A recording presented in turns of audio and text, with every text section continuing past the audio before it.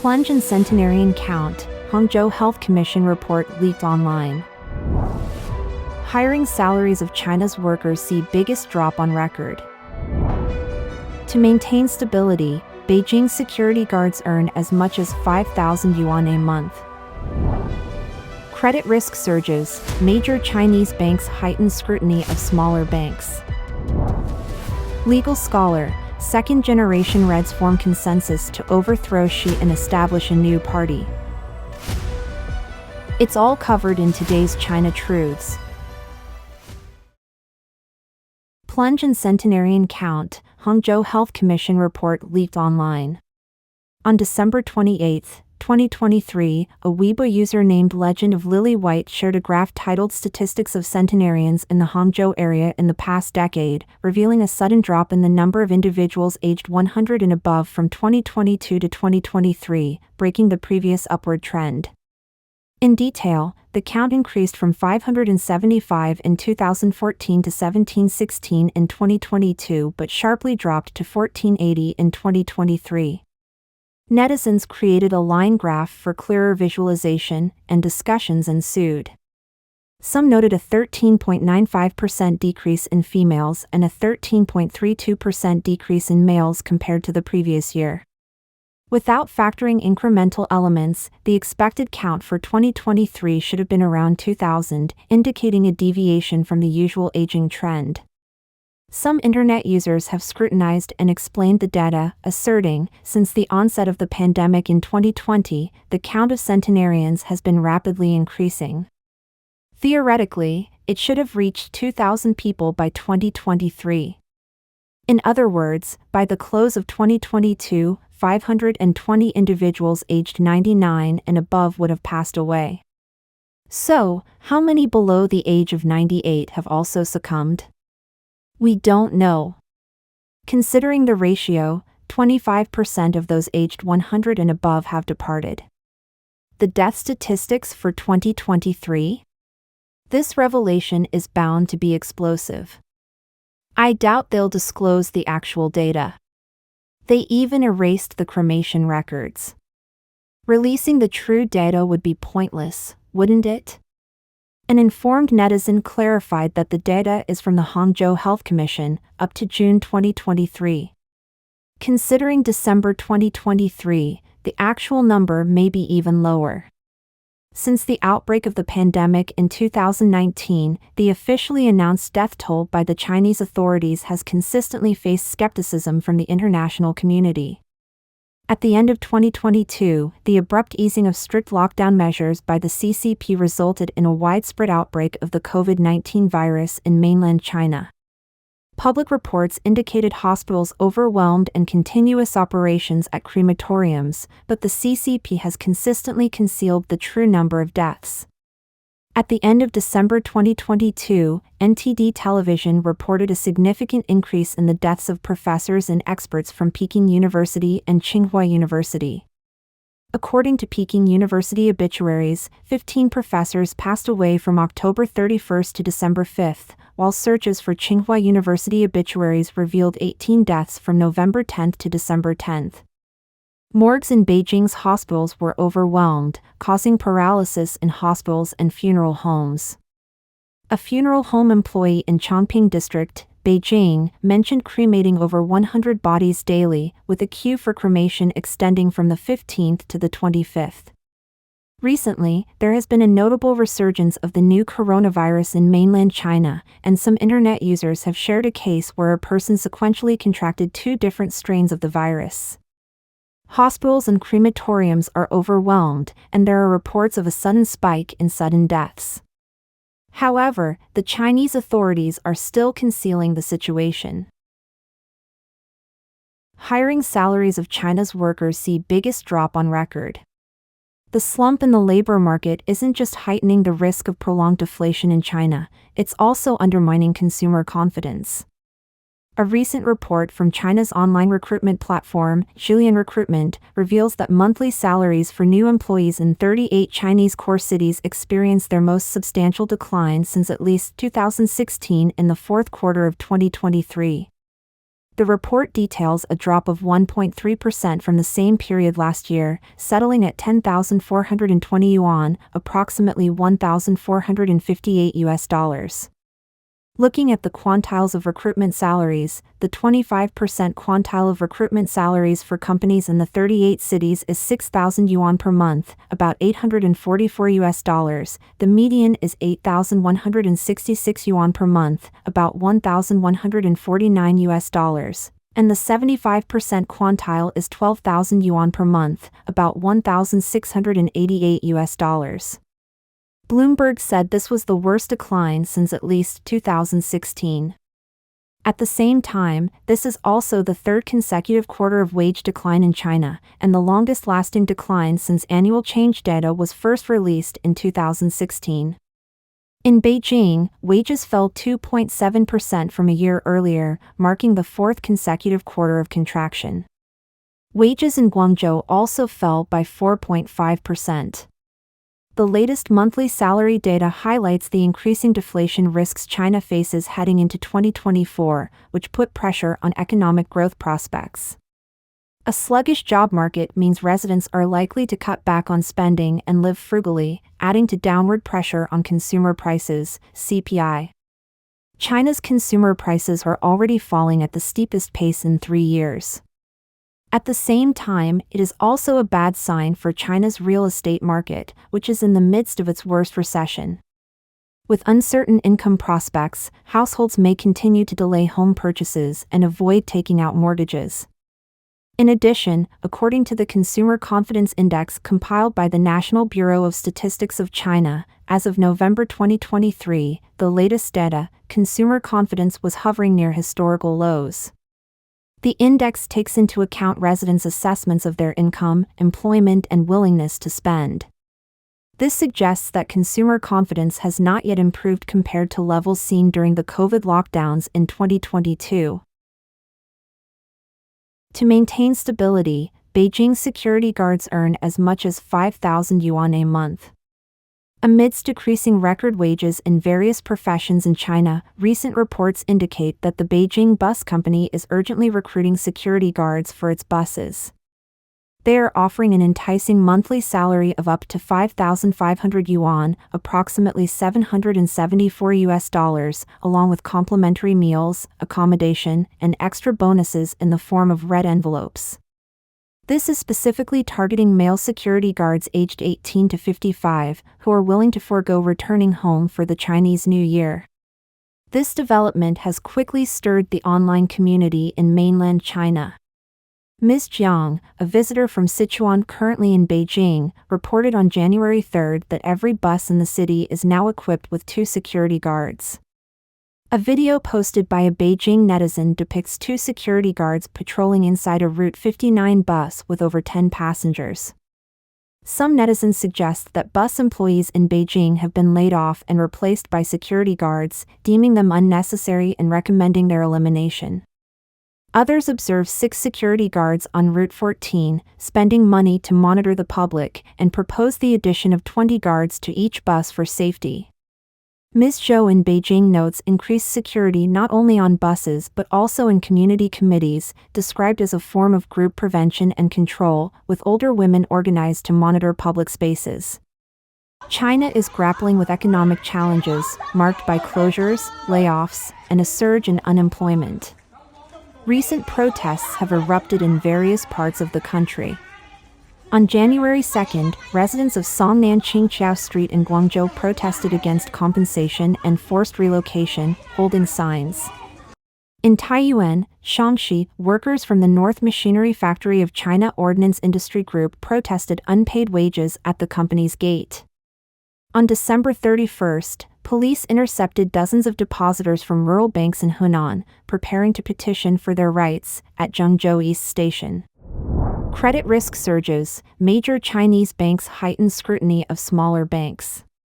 As the real estate debt crisis in mainland China worsens and financial risks escalate, according to Reuters' report on January 3, citing 3 anonymous sources, the country's 2 largest state-owned banks and a major commercial bank have intensified their scrutiny of small banks to identify those with lower asset quality and higher default risks. Specifically, Two sources revealed that the state-owned banks have decided to reduce interbank lending limits and shorten the lending period for smaller banks with high-risk indicators.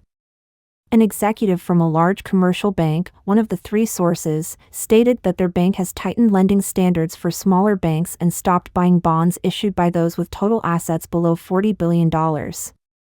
Another source from a major state-owned bank reported that the small lending institutions they assessed for risks were primarily located in debt-ridden regions of northeastern China, Inner Mongolia, and Hunan province. Analysts suggest that this cautious approach by major banks may worsen the capital challenges faced by smaller banks, given their limited financing channels. In recent years, some small and medium-sized banks have borrowed from larger banks to raise funds. Data from the China Foreign Exchange Trading System, CFETS, regulated by the People's Bank of China, indicates that Chinese small and medium-sized banks account for about half of the trading volume in the interbank market. This development has raised concerns about the real estate crisis and financial risks in mainland China. Reports indicate that the CCP is trying to address the impact of an economic slowdown on the financial system. Local CCP authorities have been supporting the smaller banking system to maintain financial stability. Last year, some local governments issued a significant number of special bonds to inject funds into struggling local small banks. Regulatory data reveals that China's 5 major state-owned banks, including ICBC, Bank of China, and China Construction Bank, dominate the sector, with small and medium-sized banks holding a quarter of total financial assets. Analysts warn that if some small banks collapse, it could trigger a chain reaction, as these banks primarily use short-term interbank borrowing for financing, leading to an increase in interbank chain risks. A research report from TF Securities, a Chinese brokerage, shows that in mid-December, the one-year interbank deposit rate for small and medium-sized rural commercial banks reached 2.84%, the highest level since August. A statement from the Shanghai Commercial Paper Exchange on November 30 indicates that within the past 6 months, 10 small and medium-sized banks defaulted on commercial paper at least 3 times, highlighting increasing pressure. The statement mentions banks such as Ningxia Helanshan Rural Commercial Bank in northwestern China's Ningxia region and Shaanxi Baoji Weibin Rural Commercial Bank in northern Shaanxi province. Legal scholar, second-generation Reds form consensus to overthrow Xi and establish a new party. Recently, Chinese liberal legal scholar Yuan Hongbing, who resides in Australia, revealed that Xi Jinping, the leader of the Chinese Communist Party, is facing the most severe political crisis since coming to power.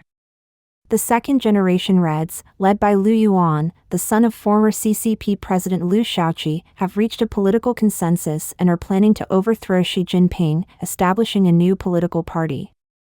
In a commentary titled How the Severe Political Crisis in the CCP Affects the Situation in Taiwan, published in a front-page article in Taiwan's Liberty Times on January 3, Mr. Yuan Hongbing, drawing from conscientious sources within the CCP, disclosed the specifics of the consensus reached by these second-generation Reds.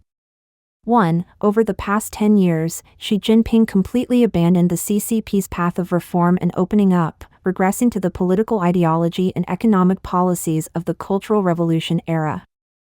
This has resulted in a comprehensive crisis in politics, the economy, society, and diplomacy, reaching a severity that threatens the CCP's rule.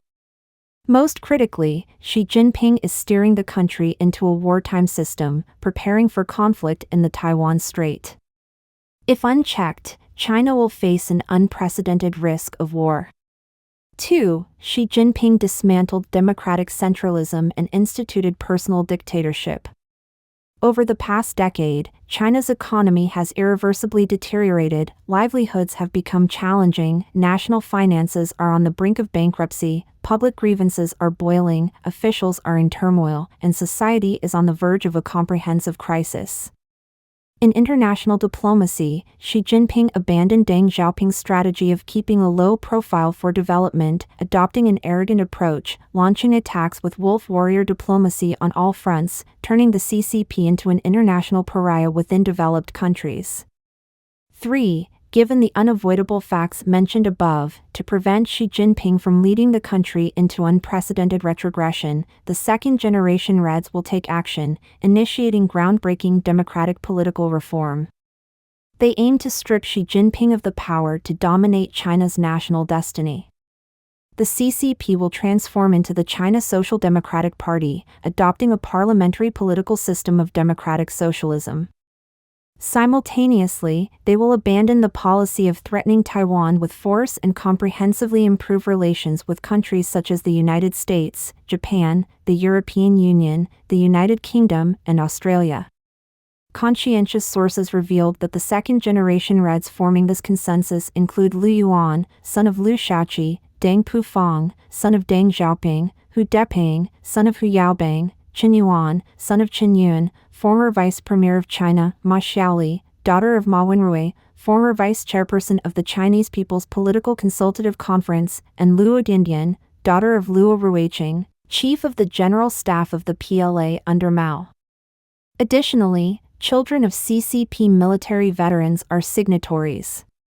The children of CCP veteran Bao Yiba, except for Bo Xulai, still detained, have also participated. The conscientious source also disclosed that a group of military leaders considered close to Xi Jinping participated in the signing, evidenced by Xi Jinping's purge of the rocket force and former Minister of National Defense Li Shangfu. Mr. Yuan Hongbing, in the article, mentioned that a few years ago, he referred to Xi Jinping as a petty and foolish Mao Zedong, a term now widely circulated among the second-generation Reds and within official circles. This signing, involving almost the most influential family members within the second-generation Reds of the CCP, represents an unprecedented political crisis that Xi Jinping has faced since taking the highest office. Mr. Yuan also noted that this core group of the second-generation Reds, the backbone force, had parents or elder brothers who suffered cruel political persecution from Mao Zedong during the Cultural Revolution, with some even persecuted to death. He concluded, this time, the reason why the second-generation Reds, with Lu Yuan at the core, dared to publicly announce their political reform to the international community is also based on a basic judgment: if Xi Jinping follows in Mao Zedong's footsteps to carry out a large-scale political persecution against this group of second-generation Reds again, it will inevitably ignite the anger within the CCP against Xi Jinping. Xi Jinping is bound to play with fire and self-immolate. While the authenticity of this signing action cannot be confirmed, the event has immediately captured public attention and spurred discussions. Political commentator Yu Shan, speaking to NTD television on January 3, noted that though this news might not be entirely implausible, it can be inferred from recent articles by Hu Shuli, Caixin founder, on the Caixin website that target Xi Jinping. Even if true, it reflects the thoughts and fantasies of vested interests, the privileged class led by the second Red generation within the CCP. The proposal to transform the Communist Party, adopting the guise of the Social Democratic Party akin to Western leftist parties, essentially amounts to a facelift. Past calls to rename the CCP have fallen into this category. However, he argues that this path is not viable for two reasons. First, the CCP is inevitably headed for disintegration, burdened by numerous historical crimes that must be addressed. Second, if the facelift is allowed, permitting the CCP's essence to survive in another form, it will pose a future threat to society. Only actions aimed at ending the CCP align with divine will and morality and stand a chance of success. Various signs indicate that Xi is facing an unprecedented political crisis, and more people are anticipating his downfall.